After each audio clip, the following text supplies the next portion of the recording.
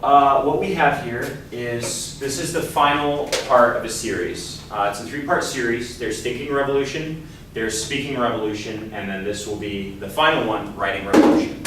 So for those of you here, if you missed any of those, I'd recommend getting on our YouTube channel. For those of you watching at home, I'd recommend, if you haven't already, watching the previous ones in the series. Thinking Revolution first, Speaking Revolution second, and then Writing Revolution as the final revolutionary series. And the reason why you want to do this is you need to keep in mind all of the previous aspects.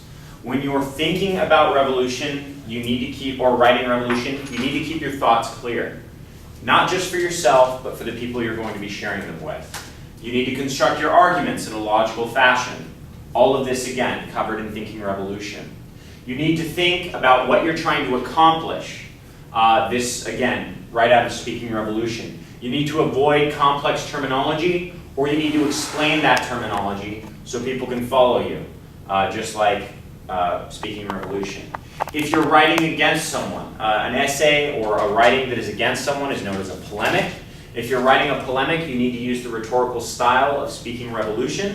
You need to keep in mind your audience. You need to keep in mind what your opponents are doing, and you need to counteract those, again, with a logical structure, like one of those found in Thinking Revolution.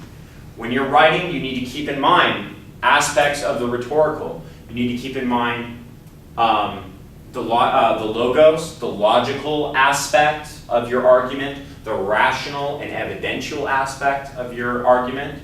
You need to keep in mind the ethos, the character of your argument, or your ability to speak. Why should people trust you? Why should people believe you? Why are you an honest speaker? Why should anyone, or writer in this case, why should anyone read you or believe what you're writing? Is what you're saying true and legitimate? Do you have your sources that are legitimate? All of these things are part of the ethos. And then also the pathos. You need to keep in mind what sort of desires the people you're writing to have. You need to keep in mind basically, all of the emotions you're trying to evoke. Keep in mind all of the different commonplaces, whether it's morality, or whether it's passion, or whether it's justice that you're trying to evoke among your writers or your readers. As a writer, you need to keep this in mind. And so all of that we've all covered, and this now brings us into Writing Revolution. So the most important thing, again, going back, is to logically structure your argument. For anyone who has worked with me, you have seen my plan of actions. And my plan of actions are huge. They include outlines that include multiple points. Every one of those points includes multiple points underneath. My plan of actions are essentially long, complicated, detailed outlines. And that's how you're going to check the logical consistency of your argument, is through your structure, through an outline. I don't care how good of a writer you are, or as is usually the case, think you are, you need to logically structure your arguments. Writing is an art in which perseverance will always beat genius. You're going to be writing about something. You're not just because of the details. Maybe you know where you're starting. Maybe you know how you want to develop the argument. Maybe you know where you're going. But in order to create a structure that flows, that is reasonable, that is readable, that is not disjoint, you are going to need to make sure that the structure of that argument is clear. And we're going to be working with an example. I'm obviously not going to sit up here and write an essay for you, but I am going to sort of give a little bit of a demonstration. We're going to start with an outline. 1, we should not support immorality. Or actually, I don't like morality. Unethical things. Okay? Second thing, capitalism. Actually, I need more space here.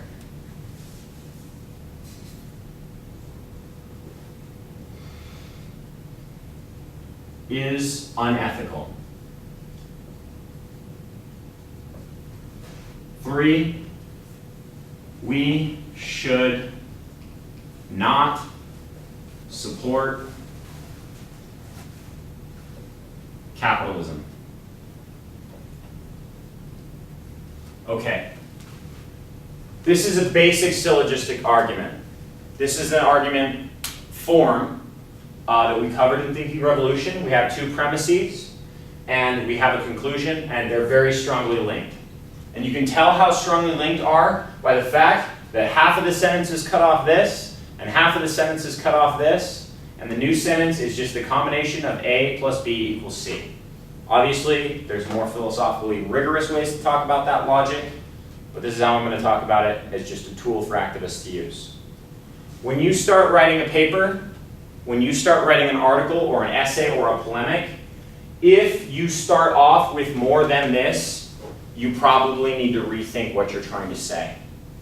The fact that a message, a clear message, is simple does not mean it is wrong. And most people, because again, I don't care about your academic papers, I don't care about your doctoral dissertation. This lecture is about writing to the working class and writing for revolution. And you need to make your message clear. We are always at the disadvantage. We do not have the media, we do not have the money, we do not have the corporations, we do not have the politicians, we do not have the police, we do not have the military. We only have 2 things: ourselves and our leadership and our ideology, and the masses. And that's what we've got to make a revolution. And history has shown us a revolution is possible, but we need to keep that in mind. This is not to say that the masses are stupid. This is not to say that people can't follow complex arguments, but the very frame of your writing needs to be clear and decisive in message. Again, doesn't need to be stupid, but this is our start. So, again, use the method of argument to address this. This is in Thinking Revolution. Include relevant support for these points. Now, this is where you begin building your argument. A. So, why shouldn't we be unethical? Well, practical concerns.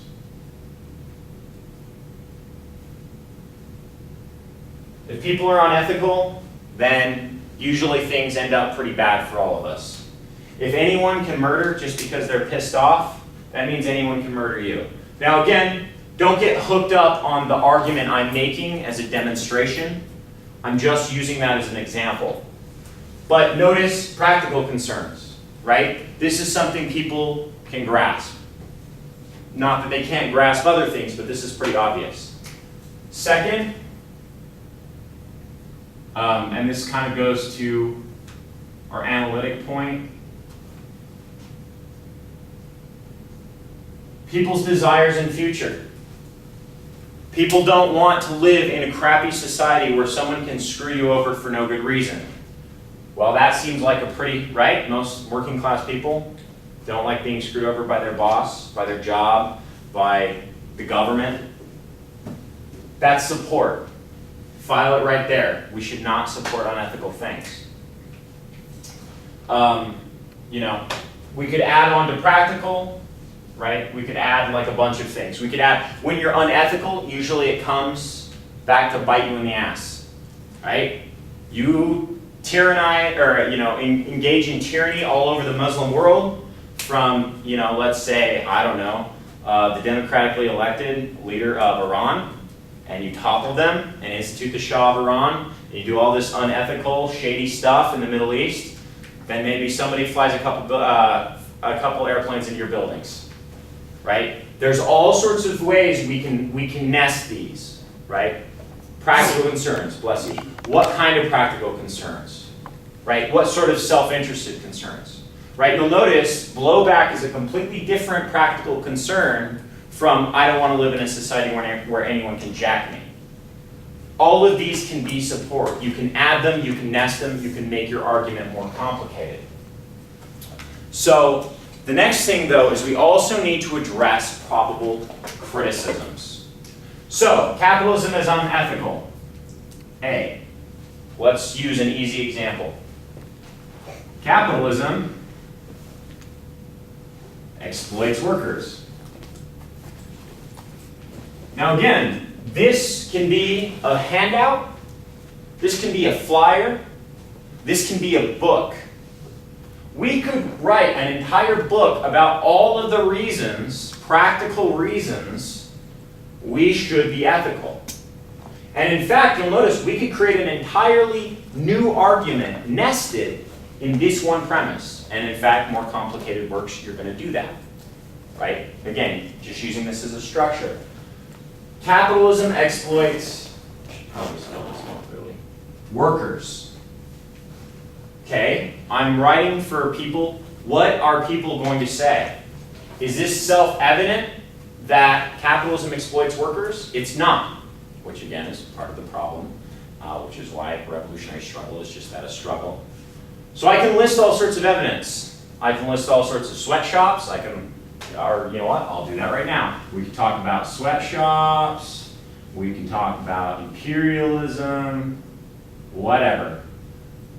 But as a writer, as someone who has talked to people in America, I know that what is going to be raised, so I want to make it another point, under capitalism exploits workers, is free choice. Right? Anyone who's talked to anyone about capitalism exploiting workers has heard, oh, well, that was their free choice to get that job at Walmart or as a prostitute or as a drug dealer, whatever, right? We've all heard this. As writers, we need to be conscious of objections that are going to be made, and we need to address them. Certainly you can respond. It happens not just online, on your Facebook arguments.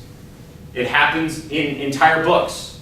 Entire series of books have been dedicated to arguments against each other. Heideggerians and Lacanians, Marxists and anarchists, right? Whole series of books have been written. You can always respond to your opposition, but your writing is going to be better if you include their argument from the very beginning. So, long and complicated, but this is the thing. You need to address probable criticisms. So, how do we do that? In this instance, we could talk about structural violence. We could talk about uneven playing field, etc., right? And again, keep in mind, this is us just sitting down. When you want to write something, a topic is speaking to you, and you feel like you need to put words on paper, this is just you getting ready to write. Well, let's for a moment say that we're done with this argument, because I could obviously fill it in more, but that's not the point. I'm not here to make an argument against capitalism. I'm here to show you the structure of writing. Once we have this logical structure, look at what we have here. Let's for a moment assume that I'm a writer and I'm not a very good writer. Let's say I'm not very bright, I'm not very well read, and I don't have a lot of resources. Let's say the best I can do is create one paragraph per point. 1, 2, 3, 4, 5, 6, 7, 8, 9, 10, 11, 12. That's 12 paragraphs right there. And moreover, you'll notice that the paragraphs will flow because it's already structured. I don't need to guess where I'm going in my writing because I already know where the ending is headed. I don't need to ask, well, okay, how do I get started? I'm looking at that blank page and I don't know. How many people here have been writing and done that? And you look at it and it's a blank page and you have no idea what the hell you're going to write. You know you're going to write about something and you know the conclusion, like let's say you're going to write that SB 1070 is messed up. But you're looking at that blank page and you're just like, I got no idea how to start. Logically structure your argument and then you have your start, right? And you also, how many here have written? You start off, or you know where you're going, okay, let's say, I don't know, anti-gay media is terrible. So you know where you're going, and you start off strong. Currently in the media there is an exploitation of gay lifestyles in the form of gay washing, where corporations use the gay lifestyle to attempt to sell to a new market. So you start off really good, and then you get into a weird rambling rant in the middle. Who here has written something where you start off strong, you know where you're going, and you end up in a weird rambling rant in the middle? There you go. This helps that. Because you're logically structured, you don't run into that rambling rant. And we'll actually come back to this structure, but to say it pretty briefly, once you write a paragraph, you can look at that paragraph and say, does that correspond to my point? If it doesn't, if it does, there's no problem. If it doesn't, you have two options. You either axe it, or if the point is important enough, you give it its own point, give it its own structure, and defend it itself. Who here has written or read something that just obliquely references other writers? Well, the founding fathers have written, and all we have to do is look at the Constitution, or something like that. They don't ever, or as Marx would say, and they don't necessarily develop it. Or maybe you yourself have done this. Those sort of oblique references are what happen when you lose your way while writing. Because once you then realize, wait, no, I need to support this, or it's not really relevant, you can cut it, which will make your writing tighter and cleaner, or you can actually support it, which will make your argument more strong and convincing. This is the backbone. I cannot stress this enough. So, again, thinking logically. The next thing you're going to want to do, so this is the macro view of your writing. Second thing you need to do, structure your writing in a three-part system. Anyone who's talked to me more than twice knows when we're talking about politics, when we're talking about religion, when we're talking about history, three things that I need to respond to you on. Right? Everyone here in this room has heard that. Now, part of it is a quirk. Part of it is it's rhetorically powerful. We're just conditioned to basically hear three things is a lot, right? You have one thing to introduce, another thing to further support, and then a third thing to conclude. Well, that's the thing. That's exactly what you use it for. In every instance, you're going to want three big things. Thesis, support, conclusion.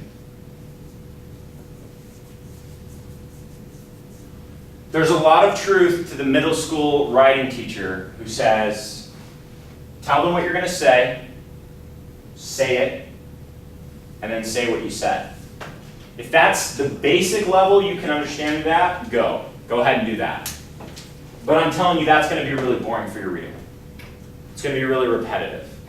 So let's take that middle school format of say what you're going to say it, and then say what you said, and alter it a little bit.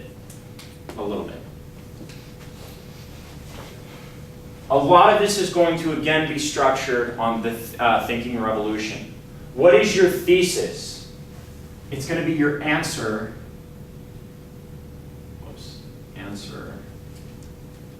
to question. So what does that even mean? Well, there's a question about morality hanging out here. Should we care about morality? Now that may sound like a stupid question, but there are entire schools of political thought and ethical thought saying no, we shouldn't. Right? How many of you heard we're just biological animals, so we don't need to worry about ethics? If you do political science, realpolitik, or realism, political realism, is the idea that nations aren't really moral and we shouldn't treat them as moral and we should do whatever in good for our national interest.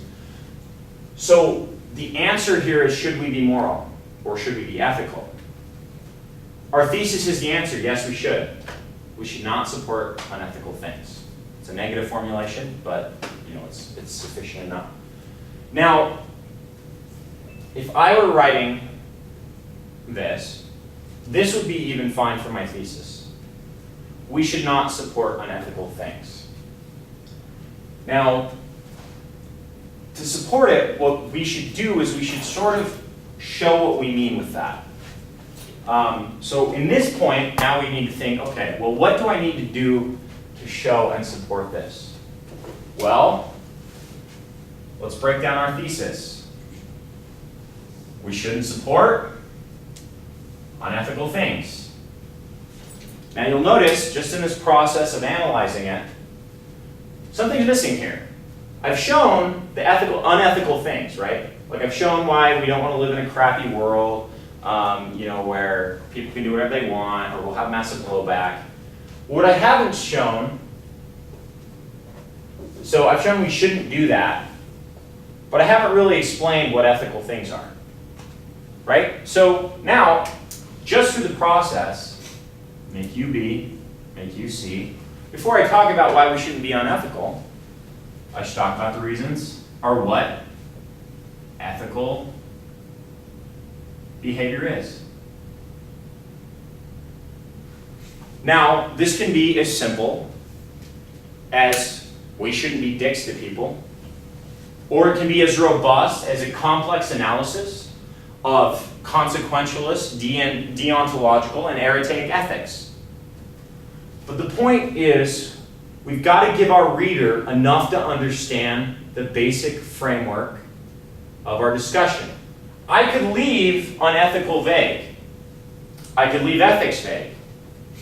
Now, in some instances, I might want to do that if everyone's got a pretty good understanding. But we're talking about writing for revolution. So, two things to keep in mind. The people we should most be writing for are working class people, right? And most working class people have not had the privileged access to certain forms of education. So, anything we say that is outside of everyday common speaking, whether it's proletariat or bourgeoisie, or whether it's imperialism, or whether it is the categorical imperative, we need to make sure that we explain in a clear, concise fashion what we mean by that. That's one. The second thing, and this is, again, my personal thesis as a Marxist, raising class consciousness.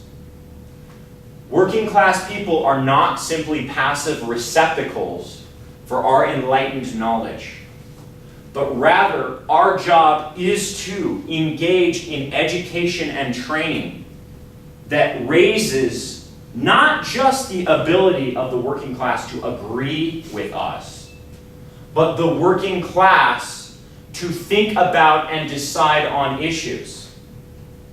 If I explain the scope of ethics, if I explain what is meant by consequentialism, if I explain what is meant by deontology, if I explain what is meant by erratatic ethics, doesn't have to be a doctoral thesis, but I give the basic sorts of ideas that consequential reasoning is where we consider the consequences of our actions and attempt to create the best consequences for as many people as possible. There, one sentence. In erratatic ethics, it's about virtue and trying to create people who, out of their own moral character, choose to do the right things. Again, a lot more to be said, but one sentence.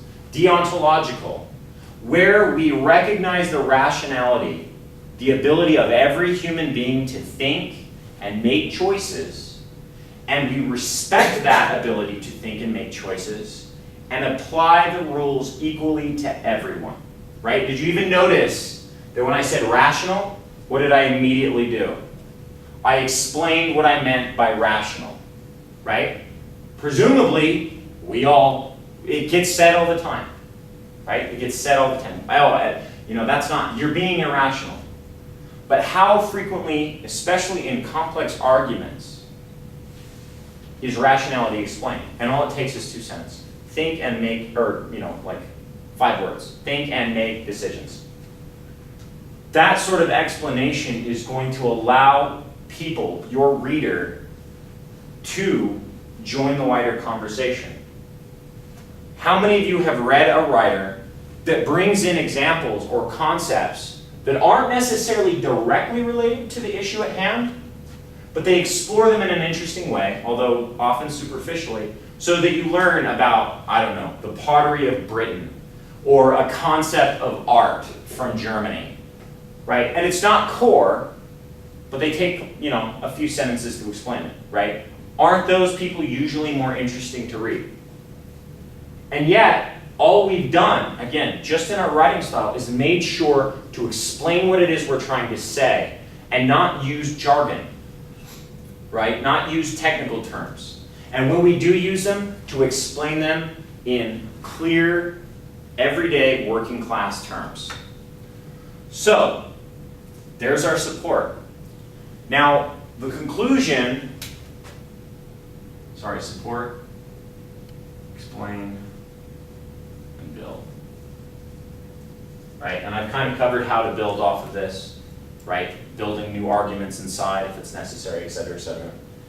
Now the conclusion is, what did I just say? Fine, if that's the best you can do, then go with it. But a better conclusion is going to sum up not what you said, but the link between thesis and support, and move you to your next point. Okay? I write a paragraph about how we shouldn't be unethical. And so we can see that ethics plays a vital role in the continuing functioning of our civilization and is essential for us to continue on in a civilized fashion. Okay? Notice I don't have anything about that. Yeah, and yes, I'm aware that that's filled with certain Eurocentric notions of civilization, if some people are inclined to raise that. But you'll notice there's nothing about that. But I've linked, right, and addition, for human beings to pursue a future of happiness and comfort, we need to respect the ethics of others. So bam, what have I done? I've given my practical concerns. I've given, right, the desires for the future. I've talked about ethics. I linked that to my thesis. And so, we must consider what sort of society we live in and determine whether or not it is ethical. So notice, I'm still in the realm of ethics. I haven't breathed a word about capitalism, right? But what you'll notice, and we need to consider the sort of society we are in and whether it is ethical, links us now to our very next point. Is capitalism ethical? What's our thesis? No, it's not. So what you'll notice is if you're very conscious of your conclusion, that will help you flow into the next, right, the next statement. Now, this is a big break, right? And you can see that. And when you're writing, the big breaks are easier because you're going to have to link them in your main ideas. We're talking about ethics, we're talking about our society, then we link that to what sort of society we have, right? That sort of conclusion will make it flow. But it even happens in the details here. Capitalism exploits workers, and I'll now explain how it exploits workers. Sweatshops, blah, blah, blah, people are exploited and they are not given fair wages for the benefit of the rich. However, these sweatshops do not appear out of nowhere and are instead supported by a system of violence. Notice, what word did I not say? Imperialism.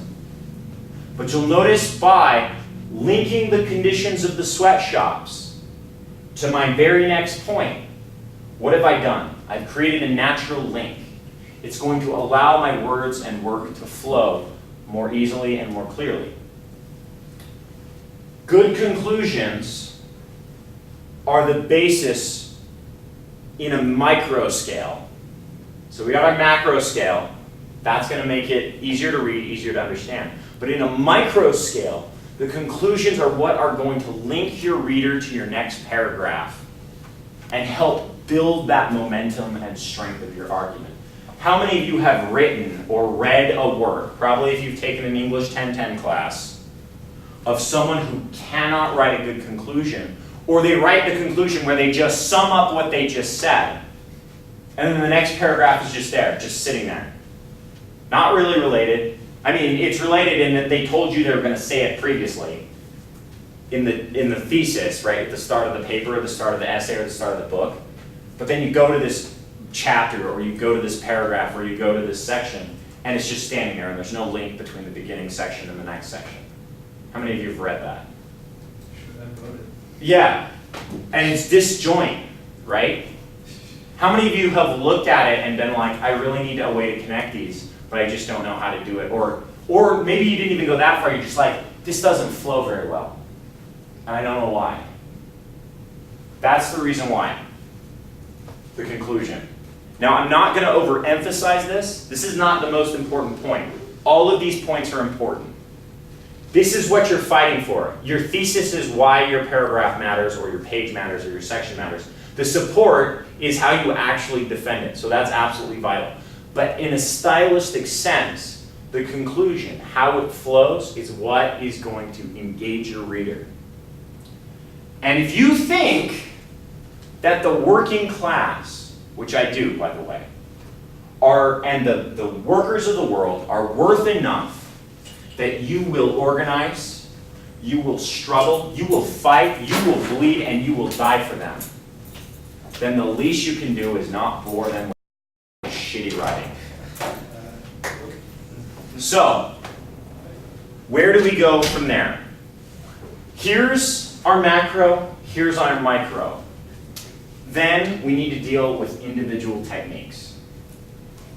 There are an infinite number of techniques. It depends on what style you're writing in, it depends on who you're writing for, and it depends on the level of conversation.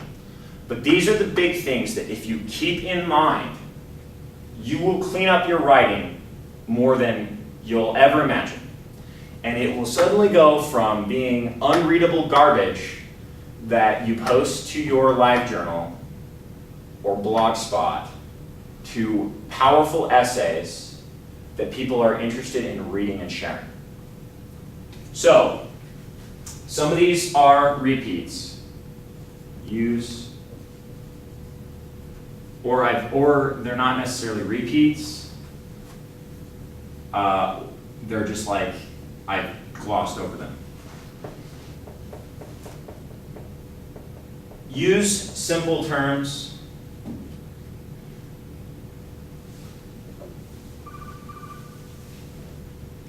To explain complex terms.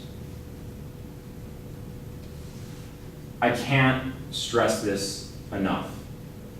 If you use a term that requires any special knowledge, break it down. If you talk about the proletariat, talk about workers, talk about how they have to sell their work, their bodies, for a wage, money given to them either by the hour or by the piece or by the day. Because if you assume wrongly, so there are plenty of times, I'm guessing if I talk to anyone here about the proletariat, We might have different confusions and discussions, but you got a pretty good idea of what I'm talking about.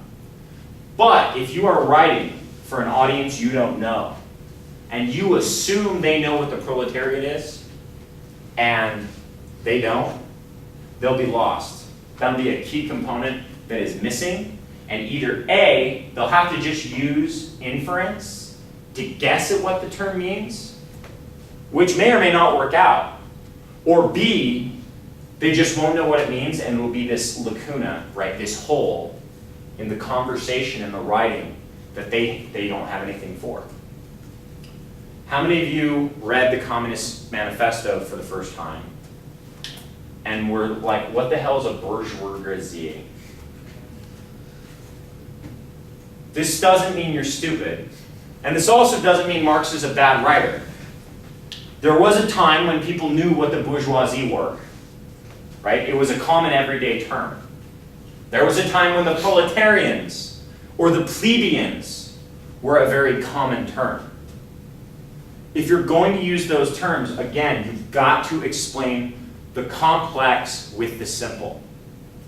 How do you do this? Logical structure.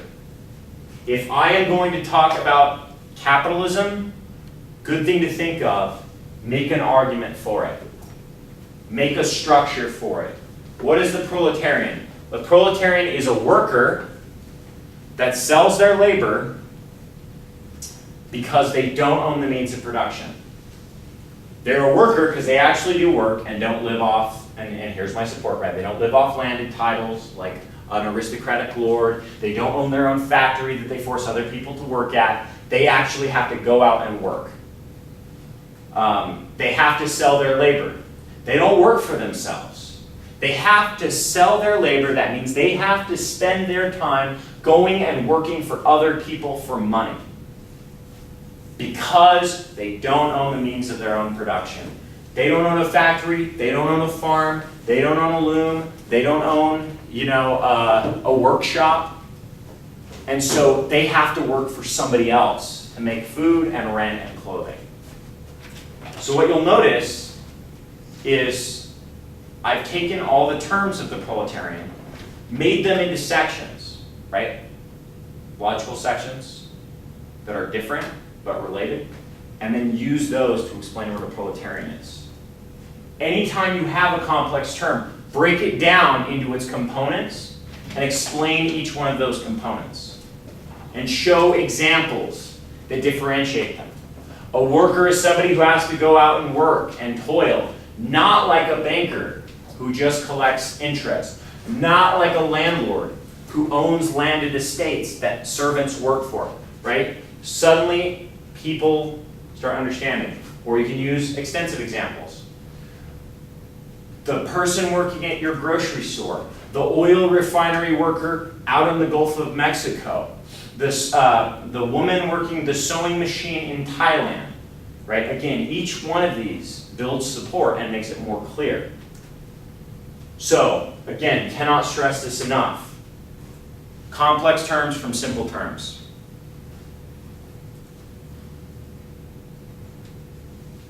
Active voice. For those of you who don't know or who aren't from Utah who are watching at home, we have a book here called the Book of Mormon. And you can think whatever you want about its religious content and theological content, and that's fine. But grammatically and stylistically, it is terribly written. And everyone grows up with it here as a book of authority. And so when they speak, when they are trying to sound serious, when they are trying to sound powerful and to reach people, they speak like they are speaking from the Book of Mormon. And the biggest thing they do, I'm going to get rid of this. The biggest mistake that they make is this.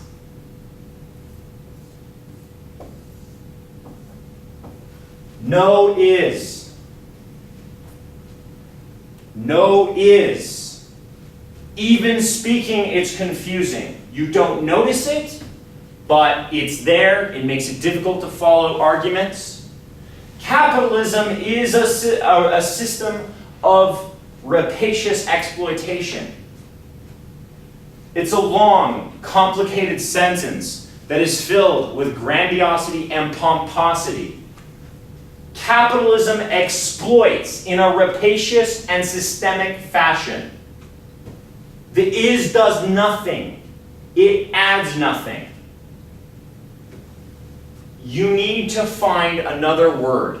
If you find yourself using is, then you are not explaining what your language is attempting to do. Notice, it's easy. I almost did it right there. I'm sure I've done it numerous times here. Right? I almost said, your language is lazy. But that's not really descriptive. Or it doesn't flow well. Your language will not convey. It will not speak the ideas that you want it to. It will not do the work that you want it to do. All of those active voices are easier to read, more powerful in their effect and their emotional content, and your reader will thank you for it. Not your reader will be grateful for it, right?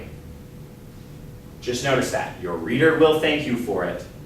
Your reader will be grateful for it. The will be adds nothing and breaks up the subject from its action, right? Because there is no action. It's a predicate nominative for those of you who do grammar. So, avoid passive voice. Avoid passive voice because it's turgid, it's slow, it doesn't flow well. And think about this. There's a reason outside of, again, it's used very heavily in the Book of Mormon, and so that's why I emphasize it. But in addition, there's another group of people who always make sure to use the passive voice. There is certainly difficulties in Iraq today. The economy is not performing to expectation. Our economic growth is slower than we think. Why? Why? Because when you use is, you separate the actor from the action. It's a good way of avoiding responsibility, which is why almost every single politician uses the passive voice. I think that there are certainly problems, right? They just cheated on their wife. What do they say? I certainly think there were problems with my conduct. Really? Because I think you conducted yourself poorly, right? You'll notice that makes them responsible. Whereas otherwise, their conduct is just this thing that they're related to in some way and has nothing to do with them, and then cheating on their wife who's dying of cancer or something of that variety. I've said it in different contexts, and I'll say it again. Working class people may not be able to pick out every logical fallacy, every stylistic error that you make, but they know bullshit when they hear it. And if you are cultivating yourself to sound like a politician, you're not going to get much support. If you believe in something, you should be clear about it.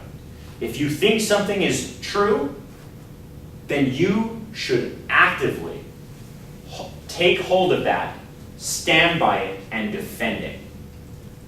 And in your writing, that manifests itself most clearly in the active voice.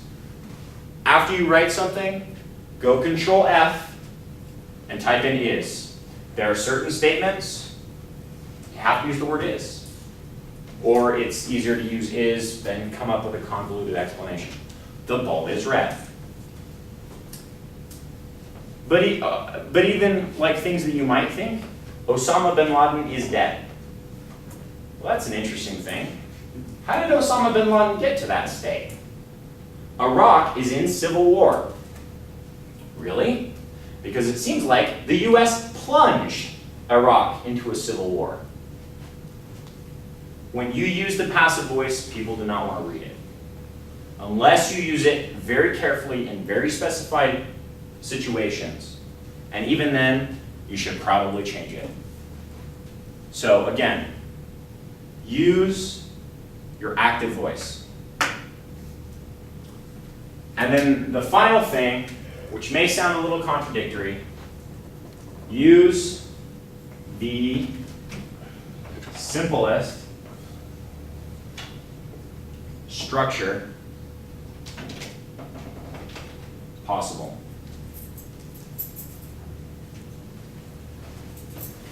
I've just talked about how you can create all of these long, complicated, complex arguments. You can add point after point to any given, right, premise. You can add detail after detail and support to any point or to any counter argument. But the basic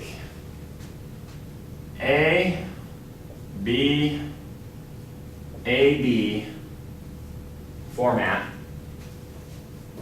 right, which we started with, capitalism is unethical, or we should not be unethical, capitalism is, or we should not support unethical things, capitalism is unethical, we should not support capitalism, and yes, I know P and Q are the traditional philosophical ways of characterizing this, but that sort of form, use that form and nest that form.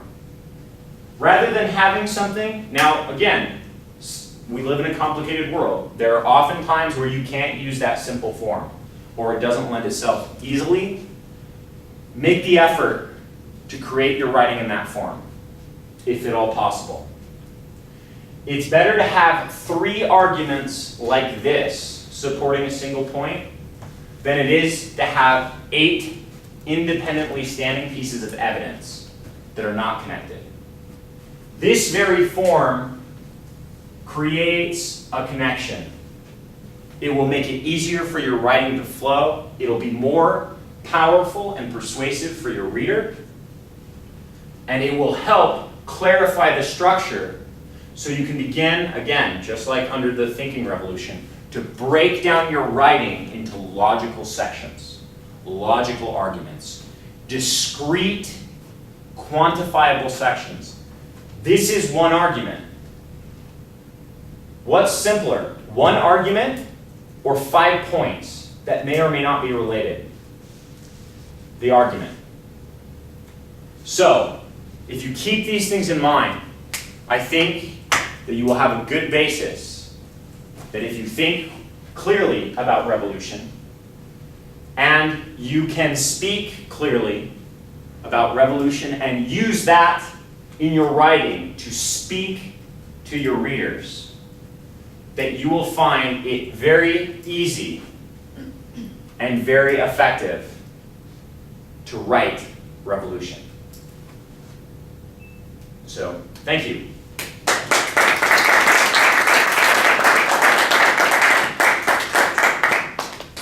Any questions, criticisms?